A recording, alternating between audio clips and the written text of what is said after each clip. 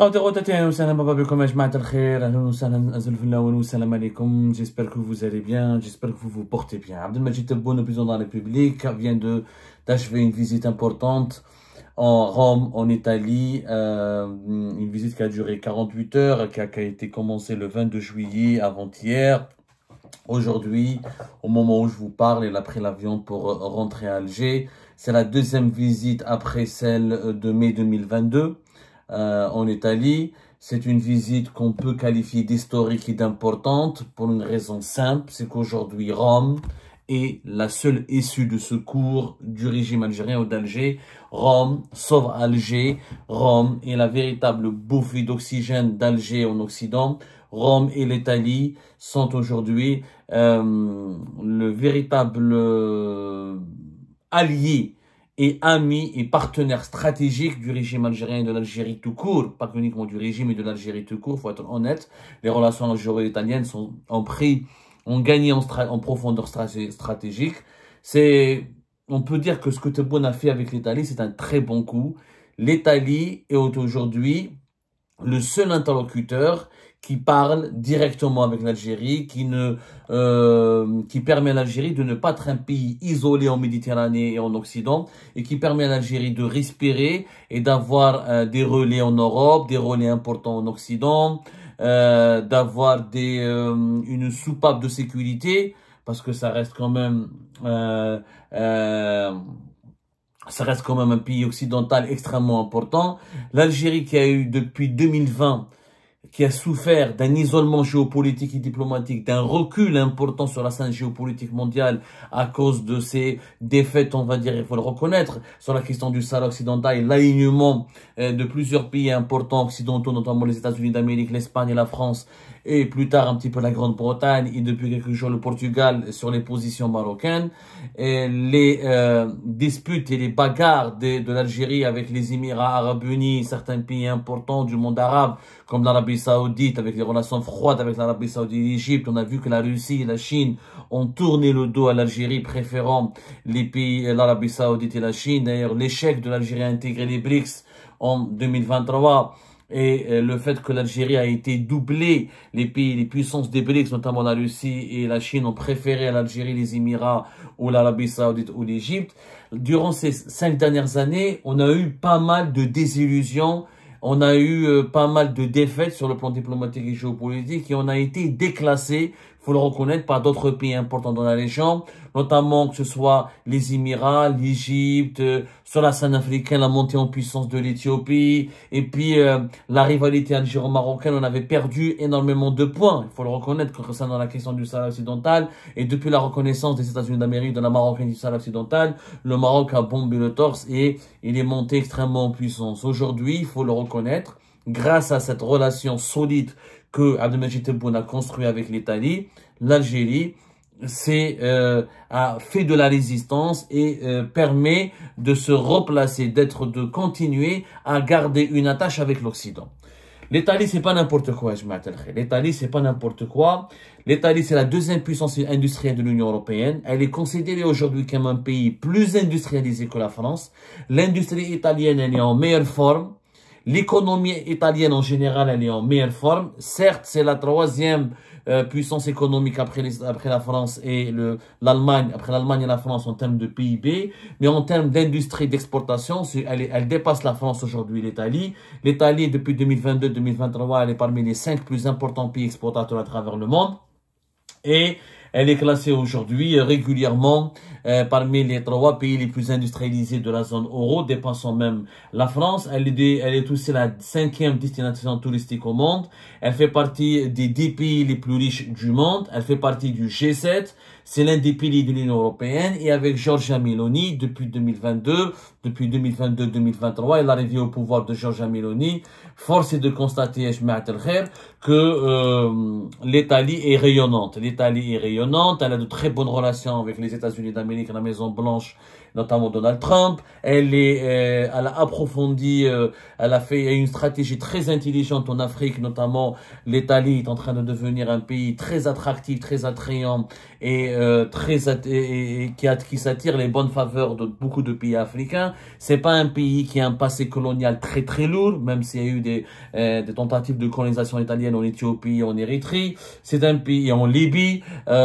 L'Italie, quand même, c'est pas un pays réputé pour ses ingérences dans les affaires internes des pays africains. C'est pas un pays qui est réputé pour faire des coups bas et des problèmes aux dirigeants africains. C'est pas un pays qui traite l'Afrique avec beaucoup de mépris et de condescendance, même s'il y a un racisme anti-maghrébin et anti-africain très fort au niveau en Italie, de l'extrême droite. C'est pas le plus beau, c'est pas un pays idéal et parfait pour le moment, en tout cas, mais avec Giorgia Meloni, c'est devenu un pays qui compte. Et on a l'impression qu'en Europe, l'Italie a damé le pion à la France d'Emmanuel Macron et elle est en train de gagner, de monter davantage en puissance, là où la France est en train d'être déstabilisée, fracturée par une crise politique interne et par certaines incertitudes économiques. Donc, cette visite de Abdelmajid Tebboune, elle était stratégique parce que il a commencé son deuxième mandat. La France et les États-Unis d'Amérique ont reconnu sa victoire pour le deuxième mandat. Il a une crise économique, politique et diplomatique extrêmement aiguë avec la France. La France a toujours été la porte d'entrée du régime algérien et de l'Algérie en Occident. Elle a toujours été le tremplin de l'Algérie le tremplin de l'Algérie en Occident. Elle a toujours été la base arrière de l'Algérie en Occident, mais les relations avec la France sont devenues exécrables depuis que la France a décidé de rejoindre le camp du Maroc dans la question du Sahara occidental, et depuis qu'en France on a vu un gouvernement qui est marqué dans sa gouvernance par des tendances politiques clairement hostiles aux intérêts de l'Algérie, notamment aux attitudes et aux politiques menées par les autorités algériennes, notamment par le dirigeant actuel, par Abdelmajid Tebboune. L'Espagne, avec la réconciliation avec l'Espagne, elle est très timide. Après 2 années de grave crise politique et diplomatique, la réconciliation, une normalisation a eu lieu progressivement, mais il n'y a pas eu véritablement de réconciliation. Les autres grands pays occidentaux et européens ignorent l'Algérie. L'Allemagne a des rapports très neutres avec l'Algérie et le Maroc. L'Allemagne, c'est que le business, que l'économie. Elle n'accorde pas, elle ne s'est pas beaucoup plus investie en Algérie par rapport au régime de Bouteflika auparavant. Elle était beaucoup plus engagée en Algérie avec le régime Bouteflika qu'avec le régime Tebboune. L'Allemagne, c'est quand même le pays qui a soigné Tebboune, qui lui a permis de ne pas mourir en 2020 lorsqu'il avait attrapé une forme grave de la Covid-19. L'Angleterre, c'est des rapports très superficiels. Pour elle, le Maghreb, c'est pas une zone d'influence très importante. Les pays de l'Europe du Nord, des rapports très superficiels. Les pays de l'Europe de l'Est, c'est des rapports très superficiels. Et qu'on le veuille ou non, la majorité des pays de l'Union européenne ont comme les Pays-Bas, comme l'Autriche, comme quelques pays d'Europe de l'Est, sont beaucoup plus pro-marocains que pro-algériens ou s'intéressent beaucoup plus à l'Égypte ou à l'Afrique subsaharienne qu'à l'Algérie. Les rapports sont très très peu fiables. L'Algérie, grâce au gaz, faut dire que l'Italie, rapidement dès le début de la crise énergétique, elle a misé sur l'Algérie sur un partenariat stratégique. Les Italiens, qu'est-ce qu'ils ont proposé à l'Algérie? Et c'était très intelligent. Et ça a commencé avant Giorgia Meloni. Ça a commencé bien avant Giorgia Meloni. Ça a commencé avec le gouvernement précédent, où les rapports ont été, on va dire, beaucoup plus, la première approche de constituer, pas une alliance. Il faut savoir qu'il n'y a pas d'alliance politique. L'Italie ne fait pas beaucoup de politique avec l'Algérie. Elle n'a pas reconnu directement et frontalement la souveraineté du Maroc sur le Sahara occidental et la marocanité du Sahara occidental comme la France et l'Espagne, parce qu'elle n'a pas autant d'intérêt géopolitique et diplomatique avec le Maroc, donc elle est restée neutre. En conservant cette neutralité, elle a pu séduire et fidéliser les dirigeants algériens. Et puis, l'Italie a été très pragmatique parce qu'elle a proposé beaucoup de business aux dirigeants algériens. Elle ne fait pas de politique, elle fait du business. Directement, les Italiens, le gouvernement, les autorités italiennes ont fait comprendre au régime algérien, on a besoin de votre gaz, on vous propose des investissements, on vous soutient, nous n'allons pas vous critiquer, on vous parlera pas des droits de l'homme, on vous soutiendra, on vous déroulera le tapis rouge. C'est la deuxième fois que Tebboune, en 3 ans, vient à Rome, il est bien accueilli, etc. Et ça, Tebboune, il a besoin de cette légitimité internationale. L'Italie lui a apporté une caution à cette légitimité internationale qu'il recherchait désespérément. Lui qui souffrait de l'image d'un président mal élu, mal aimé, intronisé par l'armée, dictateur, pas très populaire dans son propre pays, etc. Donc, il avait... on va dire, l'Italie lui a permis de rebondir sur la scène internationale en lui offrant une reconnaissance, une reconnaissance de sa légitimité, on lui on le tapis rouge, on l'honorant. À partir de l'année dernière, en 2024, il a participé aux travaux du G7, il a été l'un des invités d'honneur. L'Italie a toujours choisi, l'Algérie a compris le besoin de Abdelmajid Tebboune, qui est un besoin égocentrique. Elle a chatouillé l'ego de Tebboune. Les Italiens ont été très intelligents, mais vraiment très intelligents. Et ça a commencé bien avant Giorgia Meloni. Je dis bien avant Giorgia Meloni. Ça a commencé avec Mario Draghi, qui était son prédécesseur. Les Italiens ont compris que Tebboune était en mal de reconnaissance, en mal d'amour, qui se sentait pas accepté par la communauté internationale, que la communauté internationale le narguait, le méprisait, qu'elle le regardait avec beaucoup de méfiance, étant donné qu'il était mal élu, étant donné qu'il était, on savait pas s'il allait durer ou pas durer, si l'armée allait le garder, si son pouvoir était durable, pérenne ou pas. Donc les Italiens ont rapidement compris le besoin de Tebboune, qui est le besoin d'être adopté, d'être aimé, d'être reconnu, d'être soutenu et d'être considéré. Ils ont offert la considération, la reconnaissance et l'appui politique à Abdelmajid Tebboune. C'est pour ça qu'Abdelmajid Tebboune leur a ouvert toutes les portes verrouillées du pays. Il leur a déverrouillé toutes les portes qui leur ont été fermées. Le gaz a été le ciment de ces relations-là. Il faut savoir que l'Algérie, l'Italie, c'est son premier client. 35% de notre gaz, voire plus, de notre gaz qui est produit par l'Algérie, on va dire, et exporté à travers le monde, est vendu à l'Italie. C'est quand même entre 9 à 11 milliards de dollars. 9 à 11 milliards d'euros. Excusez-moi, c'est 9 à 11 milliards d'euros. Donc vraiment, c'est extrêmement considérable. Alors, les importations italiennes, par exemple, en 2000, les échanges économiques entre les deux pays, c'est 14 milliards d'euros. Et grâce au gaz, l'Italie a fait de l'Algérie le premier, ou l'Algérie est pour l'Italie le premier partenaire économique et commercial. Il faut savoir que entre gaz et pétrole, c'est 11 milliards de dollars. 11 milliards d'euros, excusez-moi, 11 milliards d'euros. Vous avez 9 milliards d'euros de gaz, à cela rajouter 1 milliard, entre 1 milliard et quelques, presque 2 d'hydrocarbures, un peu de pétrole et dérivés du pétrole, ça fait 11 milliards. 11 milliards d'euros. L'Italie, en 2024, elle a acheté pour 9,4 milliards d'euros de gaz à l'Algérie. Ce qui, même s'il y a eu une baisse de 23% par rapport à 2023, parce que le prix du gaz était beaucoup plus élevé en 2022 et en 2023, reste l'Algérie, depuis le début de la crise en Ukraine, elle est le premier fournisseur de l'Italie. Elle a toujours été l'un des fournisseurs importants. De par l'histoire, on a toujours été parmi les 2-3 plus importants. Mais la Russie, plusieurs fois la Russie, donc durant plusieurs années, c'est elle qui fournissait le plus de gaz à l'Italie. L'Algérie a toujours été seconde position, même s'il y a quelques années où elle était leader. Mais la Russie, régulièrement, durant ces 20 ou 30 dernières années, c'est la Russie qui a le plus dominé le marché italien. Depuis le début de la crise en Ukraine et que l'Italie a pratiqué une politique anti-russe, anti-Vladimir Poutine et un soutien total à l'Ukraine, ils ont décidé de s'émanciper de l'emprise russe et ils ont décidé donc de construire des alliances avec l'Algérie, proposant à l'Algérie des investissements importants. Mais les investissements italiens, on en parlera plus tard, hein, ils ne sont pas aussi importants que ça. Les Italiens ont été encore une fois très intelligents. Ils ont d'abord donné des sentiments. Ils ont compris que les Algériens, notamment les dirigeants algériens, ce sont des sentimentaux, ce sont des affectifs, ils marchent à l'affect. Ils marchent vraiment à l'affect, ce sont des affectifs.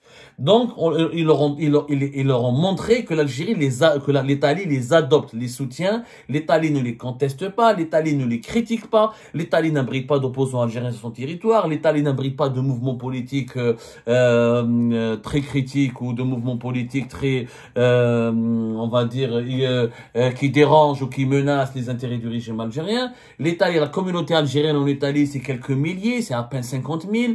Même si on compte les 100 pas publics, ça va dépasser les 50 000, mais c'est pas beaucoup. Donc l'Italie a compris que les dirigeants algériens, il faut leur montrer qu'on les aime, qu'on les soutient, qu'on les respecte, qu'on les conseille. Elle a offert ce côté affectueux, ce côté du respect, ce côté reconnaissance que les dirigeants algériens ne trouvaient pas avec la France, avec les autres pays européens. Donc, les Italiens ont commencé à investir. Oui, ils investissent depuis longtemps dans le gaz. Sauf que Eni, elle a beaucoup plus obtenu. Eni, c'est l'équivalent de Total, c'est la compagnie nationale italienne dans les hydrocarbures. C'est elle qui est devenue l'investisseur numéro 1 en Algérie, avec en totalisant près de 8 milliards de dollars d'intérêts financiers en Algérie et d'engagement financier. Mais Eni, elle a bénéficié de beaucoup d'avantages. On a reconduit automatiquement ses contrats, on a appliqué la nouvelle loi sur les hydrocarbures de 2019 sur les anciens contrats qui dataient avant et les anciens marchés qui dataient avant cette loi des hydrocarbures. Donc c'était illégal, puisque normalement cette loi sur les hydrocarbures doit concerner les nouveaux marchés. Elle a bénéficié, Eni, de plusieurs facilités. On en parlera plus tard. On va consacrer une émission importante sur la relation, on va décrypter ensemble les relations économiques, on ira doucement. Eni pratiquement produit l'équivalent de 137 000 barils de pétrole en Algérie. C'est le deuxième producteur d'hydrocarbures, parce qu'elle est présente dans le gaz et du pétrole, après Sonatrach. Ils ont repris les actifs de BP à Ain Amenas ou Tigentorin, ils sont présents dans pas mal de projets très importants. Mais c'est une relation basée sur le gaz, sur l'énergie. Sur les autres secteurs, et on en parlera plus tard, les Italiens sont faiblement présents. Mais vraiment faiblement présents. On recense quelques centaines, entre 150 à 200 entreprises italiennes présentes en Algérie. C'est encore un chiffre, mais vraiment un chiffre non officiel. Non officiel, parce que quelles sont leurs activités? Malheureusement, les Italiens, ils ont aussi cette caractéristique. Ce n'est pas un pays qui investit beaucoup. C'est un pays qui fait du commerce. C'est pas les États-Unis, la Chine, le Japon ou la France ou l'Allemagne. Les entreprises italiennes cherchent beaucoup à exporter. Mais elles sont rarement impliquées dans des projets de développement économique concret, c'est-à-dire elle ne crée pas beaucoup d'emplois. On parle de 150 à 130 à 160, 130 entreprises italiennes, alors qu'il y a plus de 400 entreprises, 450 entreprises françaises. On fera des comparaisons plus tard. Mais sur le plan politique, il faut savoir que Giorgia Meloni, c'est la bouée de sauvetage du régime algérien actuellement. C'est le seul pays qui traite avec respect, avec considération, qui donne beaucoup de reconnaissance, qui offre des privilèges. Quand les dirigeants algériens sont exclus pour avoir des visas pour l'Union européenne, les Italiens favorisent l'octroi des visas. Beaucoup de dirigeants algériens maintenant passent leurs vacances en Italie. Abdelmajid Tebboune, sa famille, ses proches passent essentiellement leurs vacances en Italie. Ils ne vont plus en France. Les Italiens ont bien profité de la crise entre l'Algérie, la France et les autres pays occidentaux et ont bien profité de l'isolement dans lequel se trouvait le régime algérien depuis 2020 pour offrir un partenariat gagnant-gagnant. Les dirigeants algériens sont à l'aise avec les Italiens parce qu'ils ont l'impression qu'ils sont gagnants. Ils ont l'impression le business marche bien, les échanges économiques marchent bien, grâce aux achats massifs du gaz algérien de l'Italie, les caisses de l'Algérie sont reflouées, et puis pour rassurer les dirigeants algériens et pour les accompagner, les Italiens, ils lâchent un peu du lest. De temps en temps, on en parlera tout à l'heure, ils présentent des projets dans l'agriculture, dans la Syrie, etc., etc. Mais ça reste des projets mineurs. Par rapport à la véritable force économique et financière de l'Italie, ça reste des projets mineurs. Les Italiens sont essentiellement concentrés sur l'énergie. Est-ce que les relations algéro-italiennes vont rester comme ça fortes et stratégiques et utile, on va dire rayonnante plutôt, le jour où l'Algérie n'aura plus de gaz, n'aura pas beaucoup de gaz, parce que le gaz est une énergie qui n'est pas éternelle, elle n'est pas renouvelable. Le gaz d'ici 2000 ans, dans 5 ans, les capacités d'exportation de l'Algérie vont baisser significativement. Comment l'Algérie sera traitée par l'Italie et quel traitement diplomatique et géopolitique l'Italie va réserver à l'Algérie, le jour où l'Algérie ne pourra plus lui offrir du gaz ou suffisamment de gaz. D'ailleurs, les Italiens se préparent à ce scénario. C'est pour ça qu'ils investissent massivement en Libye pour aller essayer de mettre en production les plus grandes réserves de pétrole et de gaz, notamment de gaz libyen, afin de préparer le scénario de la fin progressive à partir de 2028, 2029 jusqu'à 2030, les baisses énormes des exportations, des capacités d'exportation de l'Algérie. L'Algérie, pour qu'elle reste aujourd'hui un acteur énergétique mondial et parmi les 10 plus grands pays producteurs et exportateurs, elle aura besoin à partir de 2030 d'aller vers le gaz de schiste, sinon dès 2030 elle va perdre son statut parce que ses réserves vont s'épuiser petit à petit. Donc c'est à partir de 2030 on verra la sincérité des Italiens. Bien sûr, c'est pas les feux de l'amour. Les Italiens n'aiment pas les dirigeants algériens pour leurs beaux yeux. Vous l'avez bien compris, vous l'aurez bien compris, on l'a bien expliqué. Il y a des intérêts énergétiques immenses. Les Italiens ont réussi à s'émanciper du gaz russe, en partie grâce au gaz algérien. En offrant au régime algérien une reconnaissance politique, un soutien